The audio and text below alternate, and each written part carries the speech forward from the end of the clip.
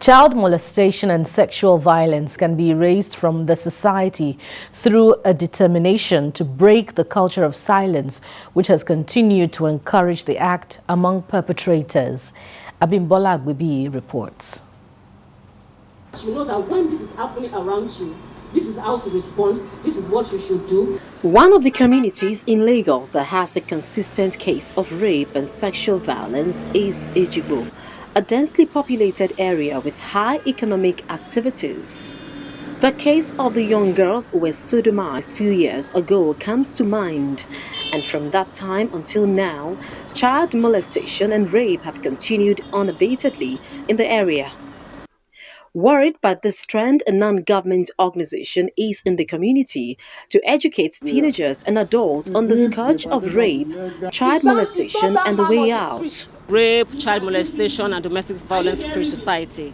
Because we discovered that the issue of rape and domestic violence and child molestation especially is becoming rampant, especially in an area like Ejigbo. Not just Ejigbo, but across. And we felt that, well, this is the time to do something about it. Our children are being molested every day. Maimuna Yusuf Kadri is a psychiatrist. She linked the recent rise in the number of cases of people who are depressed to issues relating to sexual abuse.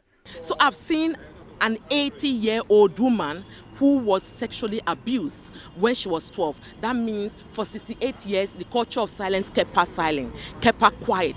At the time of that 18 years of age, she was dealing with depression, not self-actualized, and for the fact that, you know, she would have loved something would have been done to that person. That person at that point in time was already dead. But let's not forget the post-traumatic stress disorder.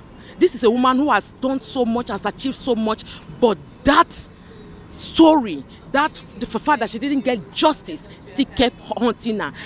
UNICEF estimates that 1 in every 20 girls aged 15 to 19, around 13 million, have experienced forced sex during their lifetime, and the number keeps growing.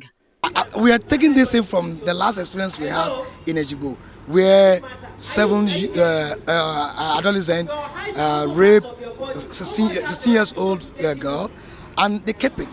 So it was one of the girlfriends who passed the information to us, and we took action. We got them arrested. A girl of 12 years was raped to death last year. This year, 4 adults raped, I think, 14-year-old girl some weeks back. So if this kind of a program now came up here, it's timely, and it will really speak to the victims, which are naturally the teenage around us. The message I'm going to take away from here is I'm going to tell everybody I know that you need to speak out. We need to voice out. We need to know that rape is not something that is meant to be kept secret away from people. It is easier, cheaper, healthier to nurture a healthy child than to manage a damaged adult. Abimbola Agbibi, TV News, Lagos.